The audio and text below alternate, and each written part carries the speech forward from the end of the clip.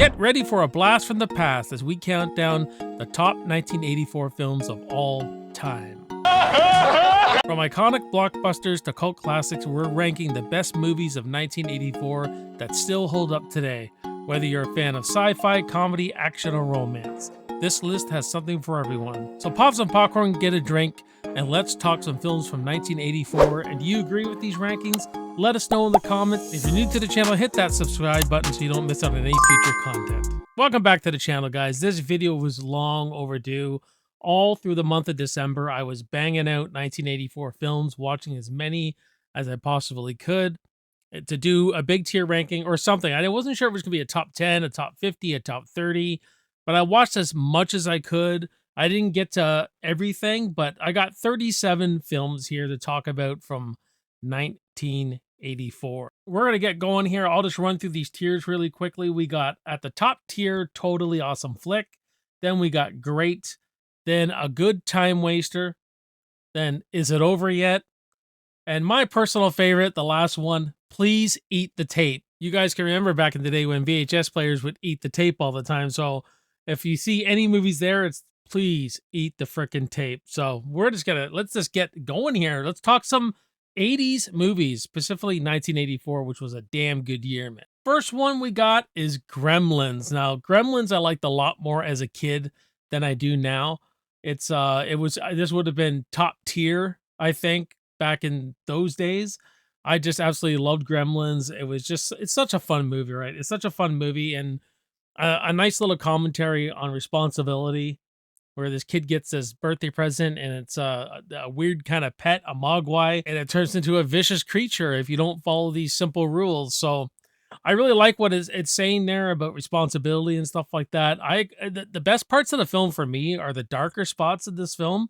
So I would be game for a darker Gremlin story, but a ton of fun, this movie. So I'm going to put it under great.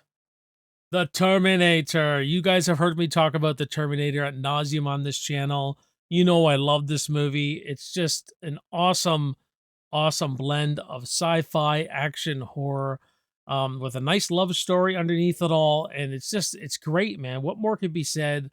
It is a totally awesome flick. Next up was basically a first time watch, and that is Red Dawn. The original Red Dawn with Jennifer Grey, Patrick Swayze, Charlie Sheen. Bunch of high school kids. World War III breaks out, and I think it's the Cubans, the Russians, and they got to protect themselves. They got to bear arms. They got hide in the mountains, the Wolverines, and I dug this one. I thought it was a good time. My wife actually really liked this one, but I think a better version of this story is something called Today When the War Began in 2010. But I consider this a good time waster. Another first time watch is Body Double. This is Brian De Palma. This is one that's been on my radar for quite some time. I really enjoyed this movie. It's a slow burn psychological thriller with this actor who's claustrophobic. It starts off with him playing a vampire in this movie, and he's in the coffin, and he has a panic attack because of his claustrophobia, and the crew and everything got to get him out of it and all that jazz. So he ends up taking a week or so off, or I think they replace him actually. And then he's babysitting this big apartment, and he sees a woman dancing across the street in her window and everything. He starts spying on her and stuff, and he notices things that aren't what they seem. And it's very Hitchcock-like, think Rear Window. And it's a lot of mystery, a lot of suspense. I really like where this goes. Right at the end of the movie, he starts to get buried alive. And I love the way De Palma shoots this scene, because he's claustrophobic. When he's looking up at the guy who's burying him, it seems so far away. It's all about things are not what they seem. It's about this guy struggling with his claustrophobia, trying to beat this claustrophobia. And it's just a great flick, man. A great flick, and I'll put it under great. Children of the Corn. Now, it's been quite some time since I've seen Children of the Corn, but I do remember liking it. I don't think it's great by any stretch. That diner scene's pretty graphic, and I think it would have hit me more if I saw this as a kid. And Linda Hamilton, she's really charming in this movie.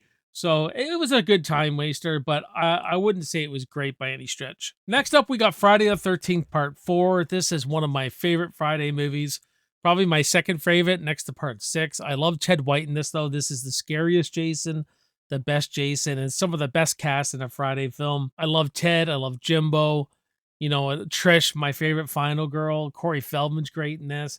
And Joseph Zito, this directed a really good Friday movie here to end Jason, even though it didn't end Jason.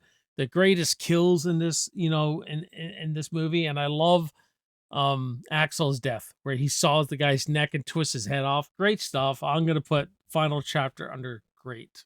We got the beginning of a Chuck Norris franchise missing in action. Now, admittedly, on first watch of these films, I really gravitate towards the second one, actually, even though it's more of a slow burn. But the first missing in action is a good time.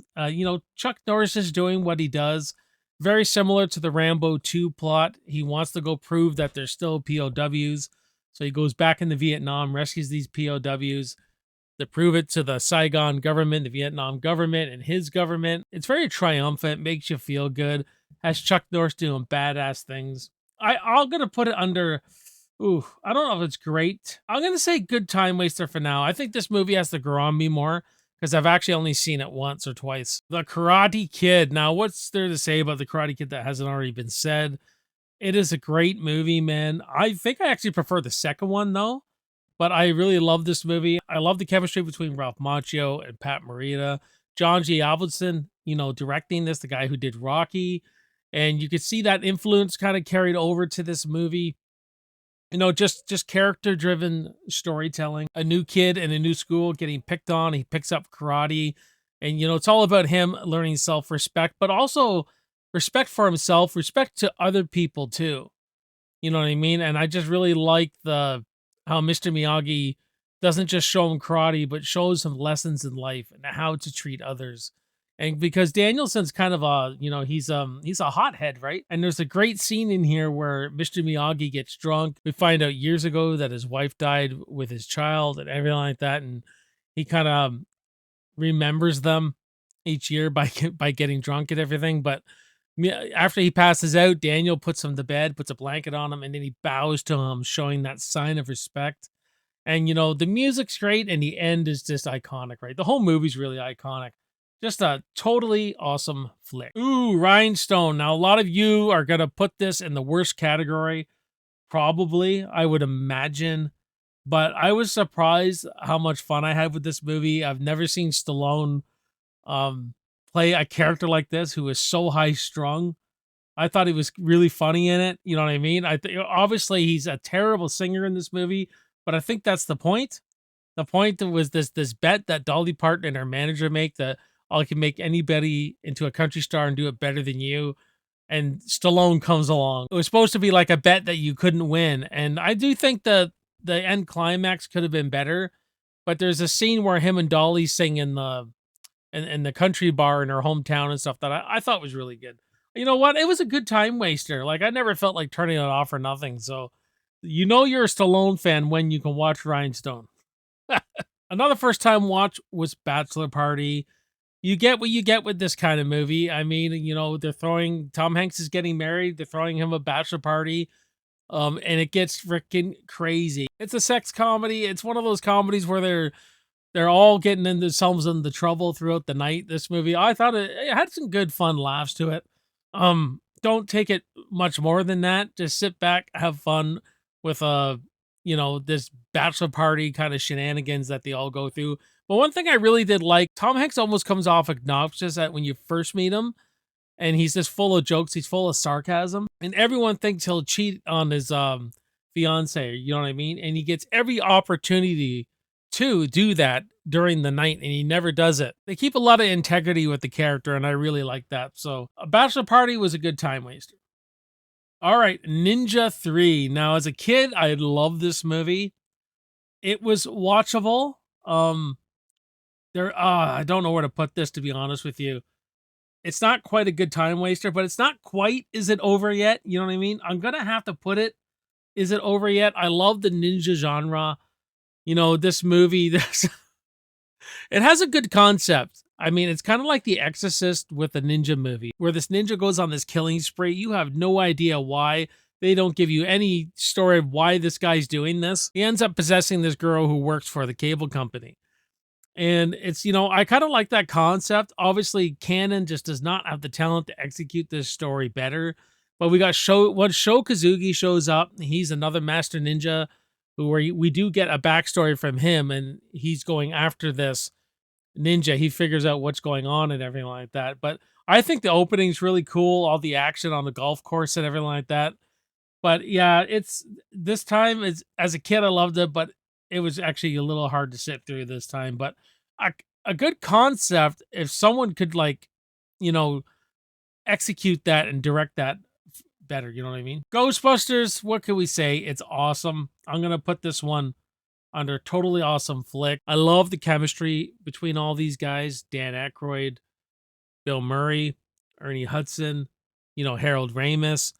Very well written script, you know what I mean? It's got a bit of everything, the comedy, some action, some ghost stuff going on through it. And there's just so much iconic stuff running through this film, you know what I mean? And the sarcasm of Bill Murray through this whole thing is just awesome. I mean, the Stay Puft Marshmallow Man, I mean, we watched this movie so many times as a kid. It's a classic piece of 1984 cinema for sure. Runaway, I didn't get a chance to rewatch this. I haven't seen this since I was a kid, maybe preteen, like 12 years old or so. But Cynthia Rhodes, I think that's her name. Cynthia Rhodes, she's more of a dancer. She was in Dirty Dancing, Flashdance, Staying Alive, and Tom Selleck, this futuristic movie where they're cops and Gene Simmons is the villain, and there's these robot spiders that inject this kind of acid into people. And I don't remember much from it, but I'm just going on memory here, and I'm just going to put it under for now a good time waster till I could rewatch that one. The NeverEnding Story. Now, I never grew up with this one. I saw pieces of it when I was a kid. I was always more of a Labyrinth guy, a Princess Bride guy, but so we decided, my wife and I, even my son, we rewatched this, and it was a slog to get through, man.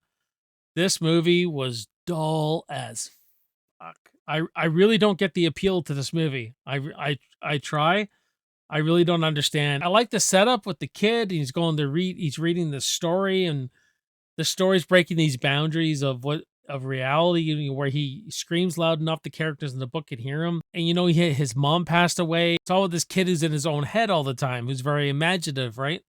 And then we get into the story, the never-ending story, and about this young warrior who makes this big quest, but he's just going from place to place to place, and he learns more about something. Then he has to go here, then he has to go there. It was just, I found it very, very boring. Of course, the iconic scene with the horse, the sad swamps, the swamps of sadness. That was iconic. That was a good moment in the movie, but man, this did nothing for me, guys. It's like, that's what I was saying. Is it over yet? Is it over yet? Special effects, great for their day. Jim Henson, the puppetry and all that. I admit, really good stuff, but just way too dull, man. Footloose. Now, I preferred this over Dirty Dancing. I remember a friend of mine in like grade 6 introduced me to this movie back in the day, and we watched it on one weekend, and I guess I have a soft spot for that. But I love Kevin Bacon. I love the music, obviously. The Footloose song was one of my favorites as a kid. And I always described this is kind of like a guy's dance movie, if you will. You know what I mean? We even get a cool fight at the end of this movie. But it's all about again, like the Karate Kid, a kid coming, new kid, new school, and he wants to put this dance on, but dancing's like outlawed in this certain town, this county, this district. The powers to be, which is like mainly comes from this minister who is played by John Lithgow. And some accidents happen with kids. They feel like dancing leads to drugs. It leads to other things that are just very bad. And so they outlawed dancing. They outlawed music. They can't even listen to music. Just imagine that, right? And so he fights the system, and he wants to get a dance put back on. And one moment I really love is that he throws the Bible right back in their face at this kind of like a court meeting, like a council meeting. Dancing was something that's the beginning of time, like David in the Bible. He says David leaped and danced in front of the Lord to honor God and stuff like that. And it just, the whole council just shuts right up, and you just hear crickets, man. Leaping and dancing before the Lord. Leaping and dancing. It's amazing how Kevin Bacon just throws the Bible back at them. I love it, man. It's a really decent movie.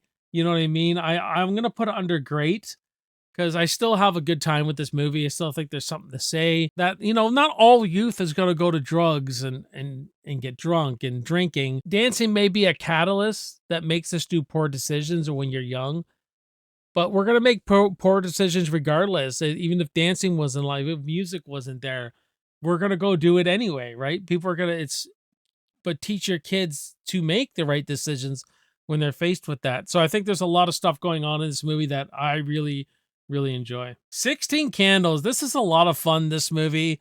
A lot of you could not make this movie today. There's so much stuff in this movie that the woke police would be all over for sure, but I have a blast with it. I still think it's hilarious. The Chinese exchange student, the Long Duck Dong or whatever like that is, I think whenever he's on screen, he's absolutely hilarious.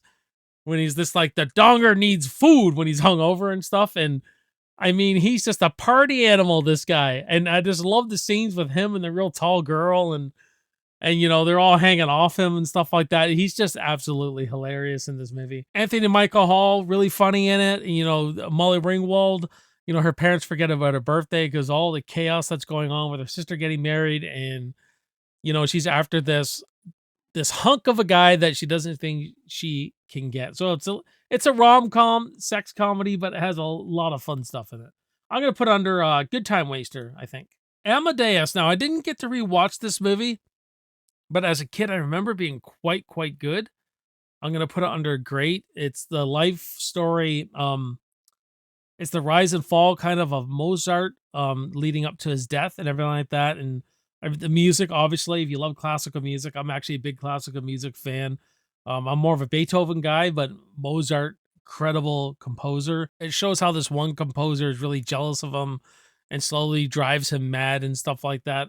And there's a lot, like, I don't remember a lot from it. I'm just going by my memory, but I remember it being quite great. So I'll definitely have to rewatch this one for a future video or a review or something. We're going through some Clint Eastwood movies right now. I have already reviewed Tightrope, and it surprised the hell out of me.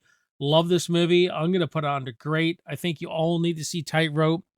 He's essentially playing a Dirty Harry kind of cop, but this movie's more of a sexual thriller cat and mouse game between Clint and the killer, and how Clint and the killer are kind of like,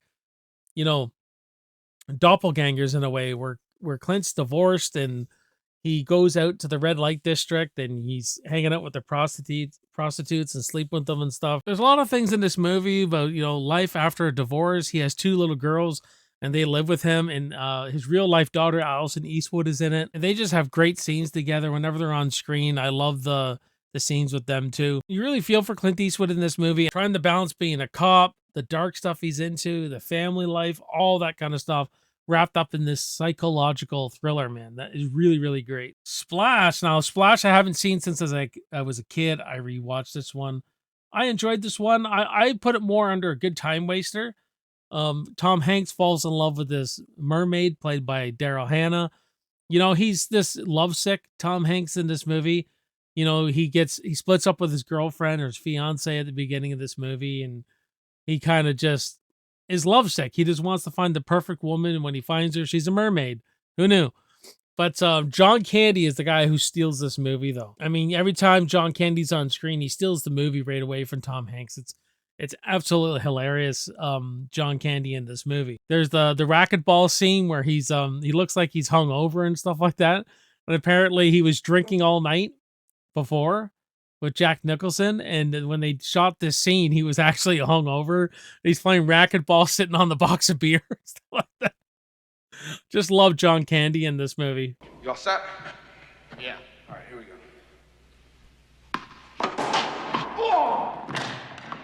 He has that way about him. He's so lovable, so funny. He could steal a movie right out from under you, man. Like, that's what I remember from Splash is John Candy. Beverly Hills Cop. What else is there to be said? This is just a totally awesome flick. I love Eddie Murphy in this movie. I love how they just let him loose, let him ad-lib. The dialogue's great. He's this cop where they go out drinking one night with his best friend. His best friend gets killed. A trail leads him to Beverly Hills, and he goes to find out who did it. And I just love all the shenanigans, the bullshitting he does this movie to get into places to solve this crime. The strip bar scene's absolutely hilarious, where he takes Rosewood and Taggart to the strip club scene. And, he's trying to tell them, this is coffee. They find cocaine in the coffee. And it's like, coffee, what does that mean? And he's like, you guys know nothing about nothing, do you? You got your badges and your guns and you're on the job. Like he's a young guy, a young cop, but he knows so much. You know what I mean? The way they do things in Detroit, the way they do things in Beverly Hills are quite different. Beverly Hills being right by the book and everything like that, but just a great time. The Muppets Take Manhattan. Haven't seen this for quite some time. This is not my favorite Muppet movie. I'm a big fan, actually, of The Great Muppet Caper. I really enjoy that one. I think that's the funniest one. This one, I will say, is a good time waster, but this is where, the Muppets try to make it big in Hollywood and they don't succeed. So a lot of they fail and they decide to split up, all go on their own. And this is where it just lulls around a bit. You know what I mean? We follow Kermit mostly. And, seeing all the, seeing Fozzie, Gonzo, Miss Piggy all on their own, doing their own thing. Kermit gets amnesia. But a lot of the middle is just Miss Piggy being jealous of Kermit and doing her shenanigans. I've never really liked this character, Miss Piggy. She's my least favorite Muppet, probably. But all the other stuff could be quite good. And, they get married at the end. Kermit and Miss Piggy, but it's probably my least favorite Muppet movie out of those big three ones that I grew up with: the Muppet movie, the Muppet Caper, and Muppets Take Manhattan. I've seen a few after that, but I can't remember them as much. But it's a good time waster. Ooh, The Woman in Red. I watched this. I was waiting for it to be over. I'm gonna put it under. Is it over yet? Not a big Gene Wilder fan. His style comedy. I wasn't jiving with it, man. It just didn't do much for me. Kelly LeBrock looks awesome. She's hot as hell.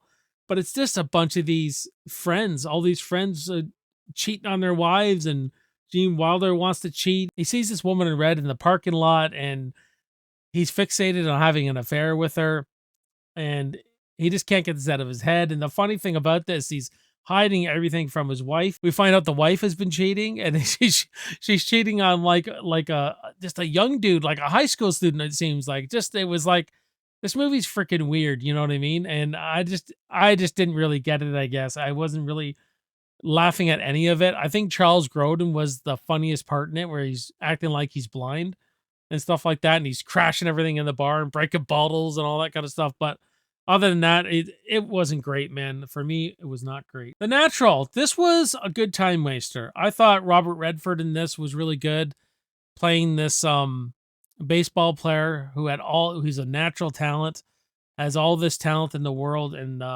he gets shot right at the beginning of the movie by this lady who's like, he says something kind of on like something really arrogant, like something very cocky, and she ends up, this is what sets her off. She shoots him, and then years and years later, he tries again to make it onto a baseball team as a more wiser guy with knowledge. And it's a pretty slow movie if you're not into a lot of character work and stuff like that. And they're doing a lot of the character work in this.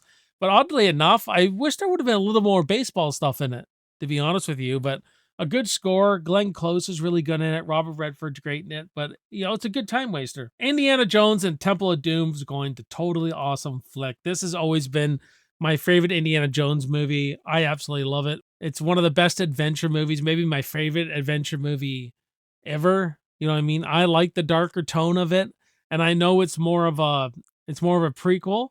It's the second installment, but it's actually a prequel to Raiders. It's full of great action. I just love the roller cart scene in this movie. The end where, the bridge scene where he cuts the ropes and the Crocs are down below.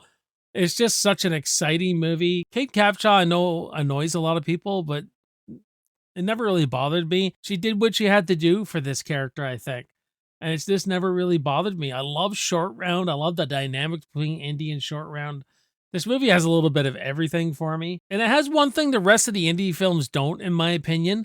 It has a memorable villain with Molo Ram. I don't ever remember the villains in The Last Crusade or Raiders of the Lost Ark. I don't think they've ever stood out in any Indiana Jones film. This is the only one where the villain actually stood out to me. Whether it's just the look of them or all that cult stuff with the ripping of the heart, it just stays with you. You know what I mean? So I just always love this movie. The Bounty, I rewatched this one. This is based on a real life story, the Mutiny on the Bounty story. This is starring Anthony Hopkins as Captain Bligh and Mel Gibson as Fletcher Christian, where this movie's just a huge build up to this mutiny that happens. And I watched this actually on Christmas Day. My wife took my kids out to see a movie, and I thought this was still great. I watched it as a teenager. I thought it was great. Some big names in this, like Daniel Day-Lewis, obviously Anthony Hopkins, Mel Gibson, a young Liam Neeson is in this. But they build a lot of tension to build up to this mutiny that happens. They go to this exotic island or something to pick up breadfruit for the king, because King George loves breadfruit. They try to, and on this island there's the natives, and all the sailors start falling for the natives. Fletcher Christian starts falling in love with one of the natives and everything like this, and slowly they stopped acting like sailors. They stop acting like seamen, you know what I mean? And Captain Bligh's crew gets away from them. And when they set out to sea to go home, they just all want to come back here, and they take the ship from them. And they just do a great job of building that tension and leading up to this mutiny. And then I don't think it favors anybody. Are you on the captain's side, or are you on Fletcher Christian's side, who's played by Mel Gibson? And then this is a friendship that gets broken. A mutiny is never a good thing. The most amazing thing about the story is how Captain Bligh is left in a raft with like 10 to 20 people, and he sails them all the way with safety with just a compass, and they have nothing to eat, you know what I mean? They were ready to start eating themselves, you know what I mean? And and Captain Bligh's like, we're not savages here. And that's really the amazing part of the movie. Cool, little movie kind of saying, like, was this captain too tough? Or at times, was he not tough enough? And when he starts losing his crew on that island a bit, he has to like restore order, and he has to do it hard, you know what I mean? So, and this is how they kind of turn on him. But definitely watch The Bounty if you haven't seen it. You think this is a humorous occasion? You are mistaken. From now on, there's going to be discipline on this ship. We're going to have order, and we're going to be like seamen. Romancing the Stone. This is another one. This is great adventure story that I'm going to put under great. Michael Douglas and Kathleen Turner were great in this movie. It centers around Kathleen Turner, who writes romance novels. She's an author, and she gets thrown into the jungles of Colombia looking for her sister. There's a jewel that everyone's after, romancing the stone. And then it's a comedy and a romance, and Michael Douglas and Kathleen Turner have this kind of romance that blossoms and stuff like that. And I just really, what the movie does really well, besides the great adventure in it, the great action in it, is that at the beginning of the movie, there's this whole Western sequence where it's what she's writing. That's kind of like she's writing her book and stuff like that, and how much it's romanticized. And when she really gets herself put into an adventure, he's not she's kind of like a damsel in distress, and Michael Douglas is supposed to be the hero, and he never rescues her on time. He never gets her at the right moment. She ends up having to fight off these villains herself and stuff like that. I love that about this movie.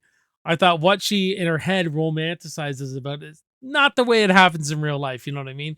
But a lot of comedy, a lot of action, a lot of laughs. Streets of Fire, this is another one I'm going to put into great. This is kind of like a rock and roll fable, if you will. It's in the 80s, but it feels more like something from the 50s. It's Walter Hill doing a lot of great blues music in this stuff. The soundtrack's great.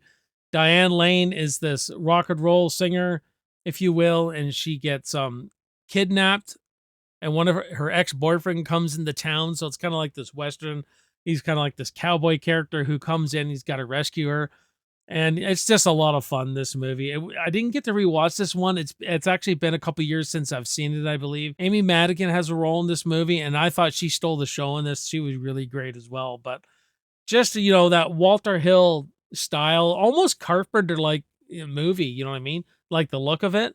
And you got William Dafoe as a great bad guy in this too. But just a lot of fun, this movie. Star Trek 3. You know what? I love Star Trek 3. It's going to go into great. The search for Spock. After the way Star Trek 2 ended, it had one of the best endings of the way they killed Spock.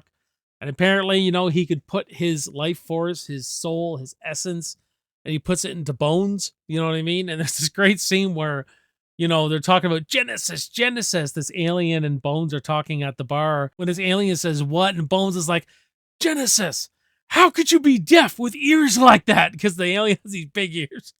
It's great stuff. This is where Kirk goes renegade. The Starfleet won't let him go after and indulge in this idea that Spock could still be alive. He takes the classic Enterprise crew and they all go on a secret mission to save Spock, you know what I mean? And I think this is a terrific film. And this is where David, his son, gets killed. And it's a great moment. Admiral, David is dead.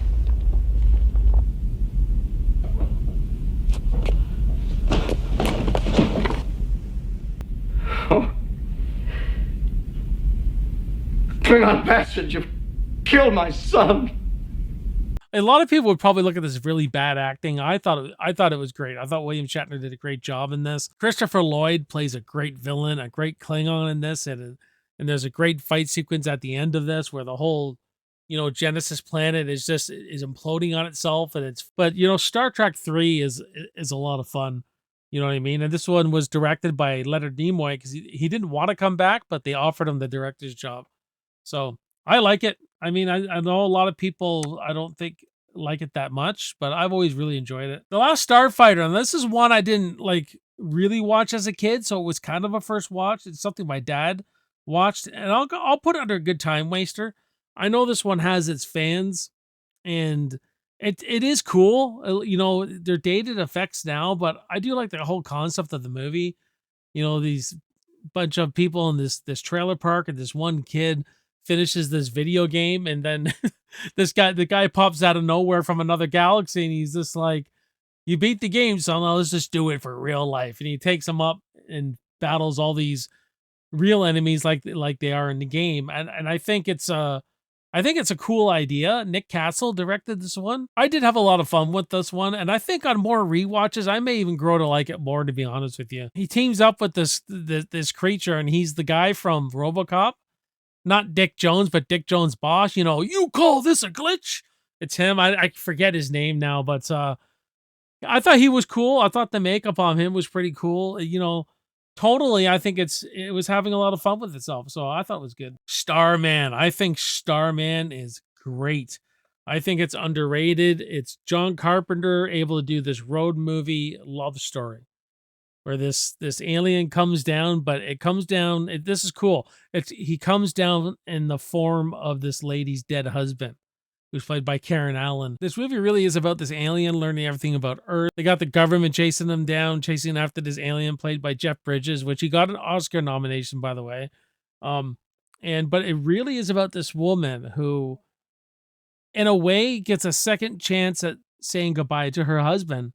Because even though it's not him, but it looks just like him, and she starts teaching him how to be human and all this kind of stuff. And I just think it's a really cool, after you watch this, you're like, man, if you had a chance to say goodbye, you know what I mean? And John Carpenter just does a good job, I think, at doing a road love story. It's not for everyone, but I've always loved it, man. I've always loved Starman. Police Academy. I think Police Academy is great, man. Police Academy is just silly, dumb fun.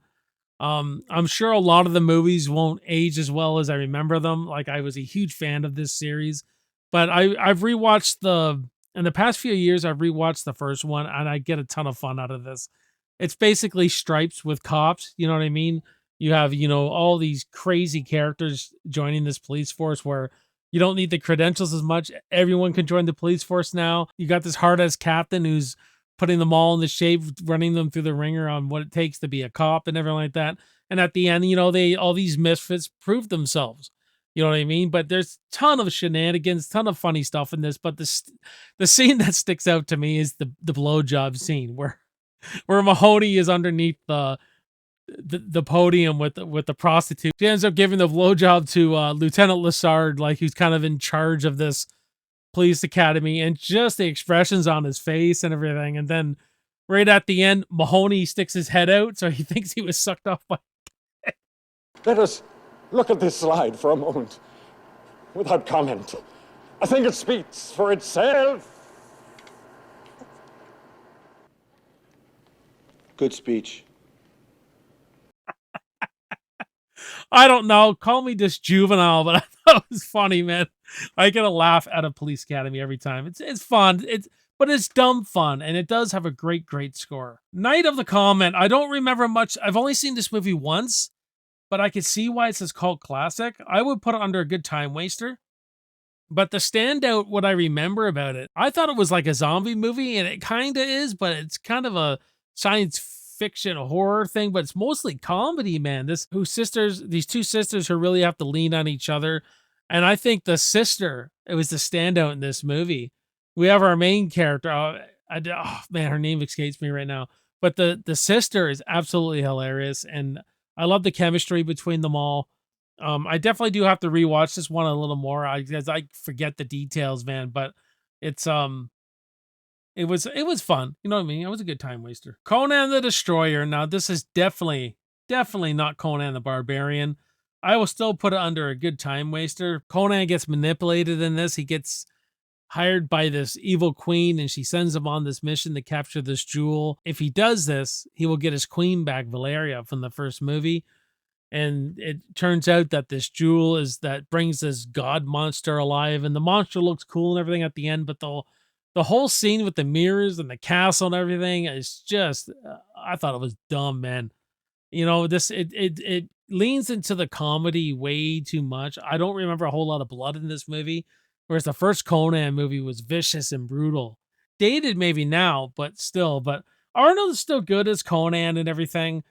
But yeah, you got Grace Jones in here, is this freaking wild little beast in it, man. She's just a freaking you're just not taming this woman in this. You got Wilt Chamberlain, and you know, it can be fun, but it's a good time waster, really. Nightmare on Elm Street. I've talked about this movie so much on this channel.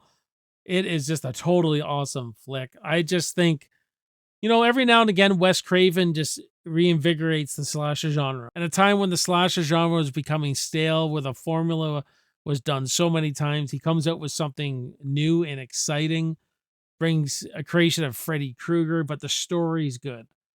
You know what I mean? The story about, you know, when you fall asleep, there's this dream demon after you, and it ties into that their parents like burned this guy, and the whole Elm Street parents burned this guy, and now Freddy's taking it out on all their kids. They're paying for their parents' sins, basically. That's just a cool story for a slasher flick, and it doesn't have a lot of kills, but the kills are so impactful. Like with Tina, Tina's death is just the greatest kill in horror history, as far as I'm concerned, man.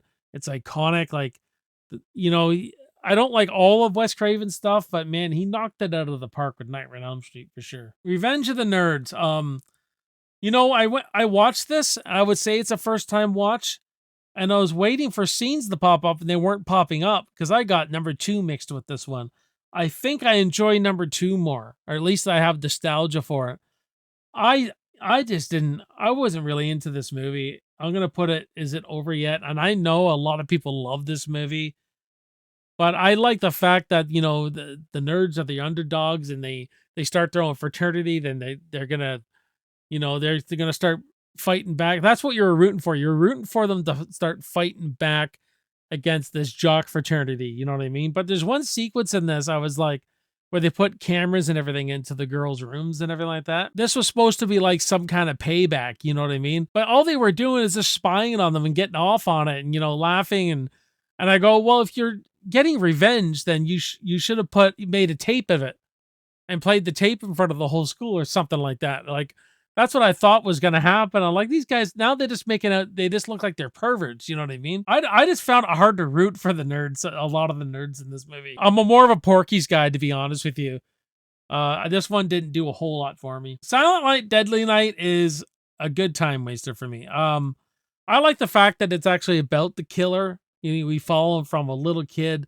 We find out he sees his mother raped by Santa Claus. He's all messed up. They go and visit Grandpa. Grandpa is just creepy as hell in this. It's a great performance. There's a lot wrong with Silent Night, Deadly Night, but I don't know. Whenever you get into the killer's mind and we follow the killer and it's about the killer, you always get points from me for that. Even though it's probably not done great, but poster's great, man. They probably cut the gore a lot in this movie, which doesn't help it, but it doesn't have great acting. It's nothing really great about it, but I thought it was a good time waster. And finally, the last one on the list is a movie called Teachers. I haven't seen in years and years and years. I'm going by memory here, but I remember this being a good time waster. Nick Nolte plays this teacher, and he can't seem to get through to the kids. He can't seem to inspire the kids anymore, to make them want to do better for themselves, to make them learn and stuff. He's kind of given up. He's a teacher who's just given up on everything. And one of his ex-students comes back. I don't even remember what she's even doing there, but comes back and gets involved in this school, and she remembers him being a really good teacher and everything like that. I just remember it being Nick Nolte finding that passion for teaching again. And Ralph Macchio is this real troublemaker kind of kid, and he's best friends with Crispin Glover. He's in this as well. And Ralph Macchio, he's from a kind of a broken home and stuff like that. Nick Nolte gets through to him, and at the end, he gets a lot of satisfaction of being able to help the kids. You know what I mean? It's really this life lesson movie done through the perspective of a teacher. I wish I could remember more about this movie. I definitely got to rewatch. But that is it, guys. That is the 1984 tier ranking. A lot of movies we just went through, guys. If you don't see movies on this list, that's because I haven't seen them. There's a lot more 1984 movies out there probably, but I just haven't seen them. So we'll have to do something like this, or a ranking of some kind again in the future. But that is it, man. That is it for me. But what about you? Let me know in the comments how you would rank all these 1984 movies. You can do a top 5, top 10, your favorites. You can do your own little tier ranking if you want, if you like with this. But yeah, that's how I would rank all of them. So comment down below. Let's have a great discussion about all those movies. If you're new to the channel, you like this kind of content, hit that subscribe button. Go down the rabbit hole, as I always say. My name is JC. You're watching Backtrack Cinema. I will see you next time, and I will see you in the movies. Cheers.